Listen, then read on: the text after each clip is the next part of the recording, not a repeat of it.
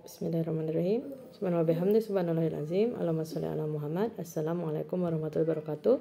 Selamat datang kembali pada kegiatan PBM Manajemen Perbankan Syariah, yang mana hari ini kita adalah kegiatannya secara online. Tanpa berlama-lama agar durasi videonya tidak terlalu panjang, kita langsung saja mulai pembahasannya. Insya Allah untuk materi hari ini tidak rumit sama sekali, karena ini bisa dibilang kulit luarnya mengenai kegiatan perbankan syariah. Langsung saja, Bank adalah entitas yang melakukan penghimpunan dana dari masyarakat dalam bentuk pembiayaan, melaksanakan fungsi intermediasi keuangan. Dia melakukan penghimpunan dana dari masyarakat, tapi bentuknya juga ada dalam bentuk pembiayaan. Untuk menghimpun dananya dengan tabungan dan deposito. Kemudian untuk pembiayaannya dia dengan akad-akad lain, dengan kegiatan jual beli, kemudian musyarakah atau kerjasama atau perkongsian, kemudian juga dengan sewa jasa. Nah, berikutnya sistem perbankan Indonesia ada dua macam ya, ada bank konvensional atau yang beroperasi secara konvensional dan bank syariah. Kemudian ada payung hukumnya juga, payung hukum untuk operasional perbankan syariah di Indonesia. Ini ada dalam Undang-Undang Nomor 21 Tahun 2008 tentang perbankan syariah, yang mana bank syariah adalah bank yang menjalankan kegiatan usaha berdasarkan prinsip syariah, diatur dalam fatwa MUI seperti prinsip keadilan dan keseimbangan, kemaslahatan, universalisme, serta tidak mengandung gharar, maisir, riba, jalim, dan objek yang diharamkan. Gharar, maisir, riba, jalim, dan objek-objek yang diharamkan ini sudah kita pelajari, mudah-mudahan tidak lupa. Berikutnya, perbankan syariah diamanatkan untuk menjalankan fungsi sosial. Lembaga Baitul Mal, yaitu menerima dana yang berasal dari zakat, infak, sedekah, hibah atau dana sosial lainnya dan menyalurkannya kepada pengelola wakaf sesuai kehendak pemberi wakif. Nah, untuk di bank syariah diperbolehkan seperti ini.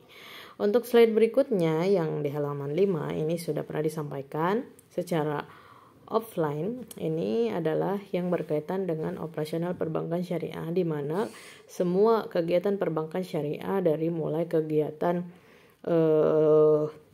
dari mulai back office sampai front office, atau sebaliknya front office sampai ke back office, mereka itu secara operasional dan secara kegiatan ekonominya, yang dalam hal ini mereka menghimpun dana dan menyalurkan dana kepada masyarakat dalam bentuk produk, itu mereka diawasi oleh struktur yang lebih rumit daripada kalau dibandingkan dengan bank konvensional ya.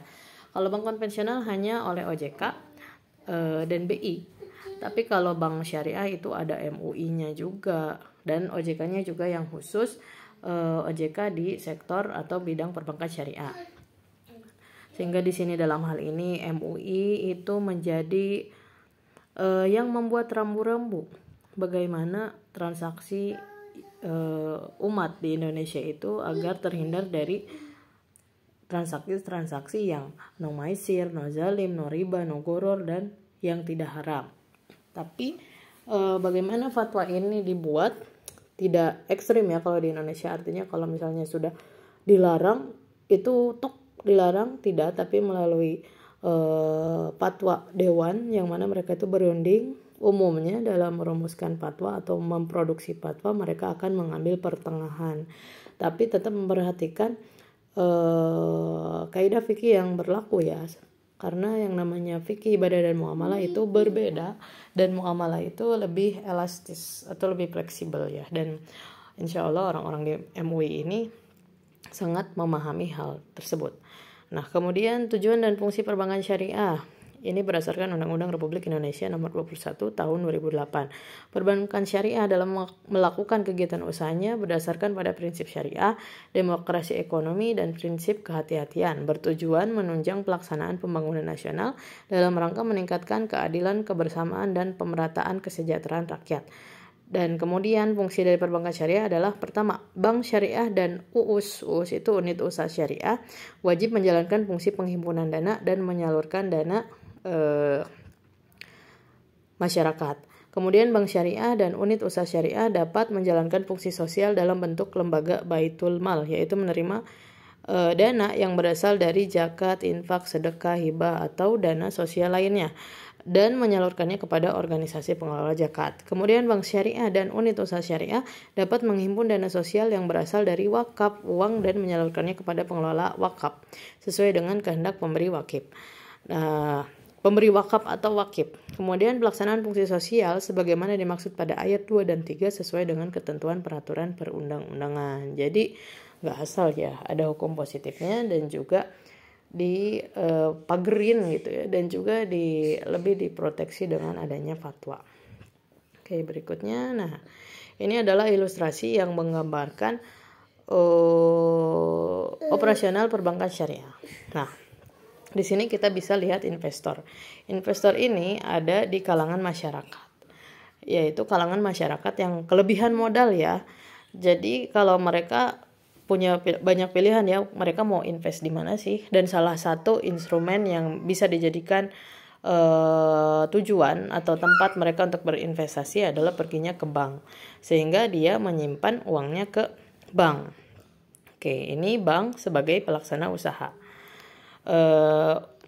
Kemudian kan bank itu berfungsi untuk menghimpun dana dari masyarakat dan menyalurkan dana ke masyarakat. Dia menghimpun dana dari masyarakat yang kelebihan uang, investor ini ya. Kemudian dikemanain sih uangnya gitu? Biar muter uangnya, ia puterin kan, dia salurkan lagi dananya kepada masyarakat, ke mitra usaha dengan kegiatan-kegiatan ini. Pertama, jual beli ya ini. Kemudian berikutnya menjual jasa dan menjual jasa ke masyarakat. Jadi kalau jual, bank syariah menjadi mediator untuk kegiatan jual beli, misalnya cicilan. Masyarakat yang ingin beli rumah atau beli kendaraan, dia dibantu oleh bank. Bank membelikan kendaraan atau rumah yang dibutuhkan oleh masyarakat tadi sebagai konsumen. Kemudian barang tersebut jadi milik bank kan, tapi setelah itu karena konsumen itu tujuannya beli lewat bantuan bank, jadi mudahnya bank beliin barangnya dulu, kemudian setelah barang itu jadi milik bank, si konsumen tadi atau masyarakat tadi membayar cicilan, membayar ke bank dalam bentuk cicilan. Bank dapat apa? Dapat margin. Nah, kemudian bank pun selain menjual barang, dia menjual jasa juga ke masyarakat. Dan gimana cara masyarakat untuk membayarnya? Dengan cicilan juga, yang mana dengan pembayaran cicilan itu ada fee-nya juga atau marginnya ya. Nah, berikutnya bank juga melakukan kegiatan kerjasama usaha dengan masyarakat, yang mana bank sebagai sahibul mal atau pemilik dana, pemilik modal, dan ini mitra usaha dari kalangan masyarakat sendiri, dia sebagai pelaku usaha atau sahibul malnya. Nah, kerjasamanya gimana? Kalau ini kan dengan bayar ya, kalau dengan jual barang dan jasa masyarakat bayar. Tapi kalau dengan masyarakat sebagai mitra usaha berlaku sistem bagi hasil. Nah, seperti itu. Inilah yang menggambarkan kegiatan perbankan syariah. Nah, bank syariah atau bank syariah ini kan sudah dapat untung ya, diharapkan dapat untung dari kegiatan-kegiatan 3 ini. Nah, untungnya dibagi hasilkan lagi ke pemilik modal, yang mana pemilik modal itu adalah kumpulan masyarakat yang menyimpan uangnya di bank syariah dalam bentuk tabungan dan juga deposito dengan akad-akad yang berlaku secara syariah. Nah, seperti itu ya. Kita lanjut lagi.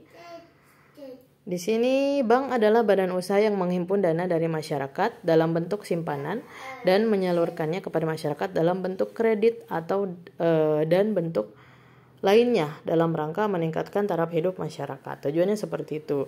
Masyarakat untung, banknya juga untung dong, karena bank ini adalah lembaga yang tujuannya itu profit oriented. Walaupun ada tujuan akhiratnya, tapi dia profit juga tujuannya, tapi tentu saja itu dibenarkan secara syariah. Oke. Di sini tugas bank itu tidak berbeda dengan bank syariah ya. Ada kegiatan menghimpun dana yang mana ini dikenal dengan funding. Jadi menghimpun dananya dalam bentuk tabungan dan deposito. Tabungan dan deposito mungkin sudah tahu ya. Apa perbedaannya? Giro, tabungan, dan deposito.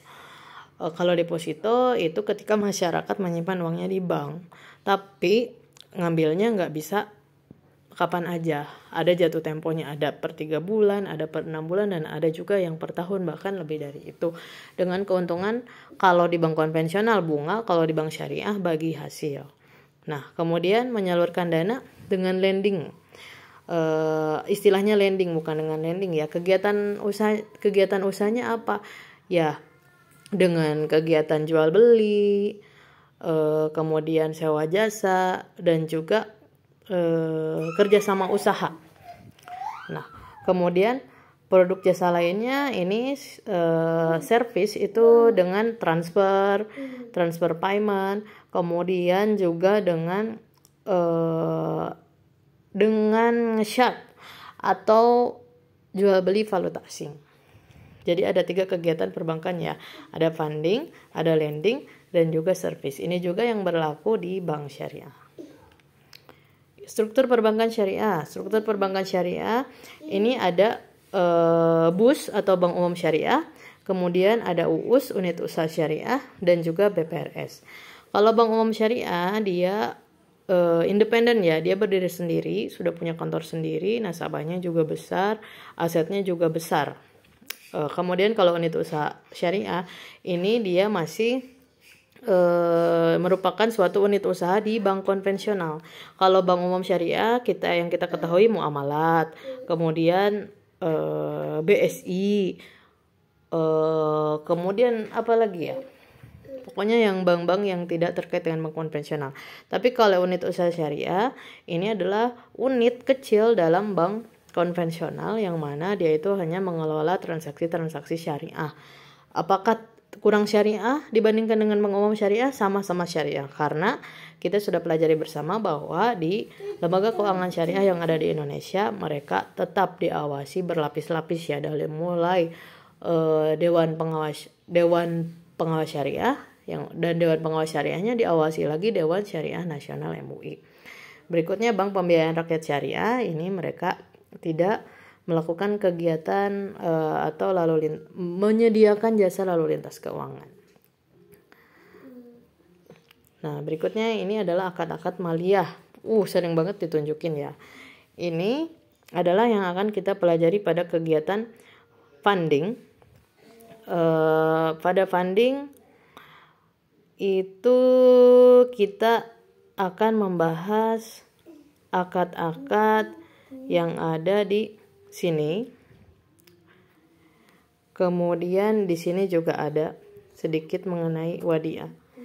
Akad-akad yang ada dalam kegiatan funding atau manajemen perbankan dalam menghimpun dana itu adalah dengan deposito dan juga tabungan dengan menggunakan akad bukan murabahah ya, tapi dengan akad mudharabah dan juga akad wadiah di sini. Dan di perbankan syariah tidak menggunakan akad wadiah amanah, tapi dengan wadiah yadamanah, yang mana nanti akan dijelaskan pada kegiatan funding lebih detail. Kemudian pada kegiatan lendingnya menyalurkan dana ke masyarakatnya dalam bentuk apa? Dalam bentuk ini banyak kalau lendingnya ya, karena potensi keuntungannya jauh lebih banyak. Di sini jual beli, kemudian pada syirkah ada mudharabah, kemudian musyarakah. Kalau mujaroah dan musyakot ini terkait dengan pertanian ya. Jadi secara umum bank syariah tidak melayani ini sih sebagai karena kurang menjanjikan, kurang menguntungkan. Jadi tetap bank syariah juga dia tujuannya profit oriented, dia tidak menggarap di sini. Kemudian di service ini juga termasuk kegiatan lending di ijaroh. Untuk servisnya ini jasa ada di sewa jasa di sini juga. Jadi ada yang ijaroh, ada yang masuk ke funding dan juga ada yang masuk ke lendingnya juga. Oke, sekian sepertinya pemaparan untuk materi hari ini. Mudah-mudahan bisa dimengerti. Lebih jelasnya akan dijelaskan kembali nanti pada saat perkuliahan secara tatap muka. Jika ada pertanyaan boleh diajukan di Jika ada pertanyaan boleh diajukan di WhatsApp grupnya. Sekian, wassalamualaikum warahmatullahi wabarakatuh.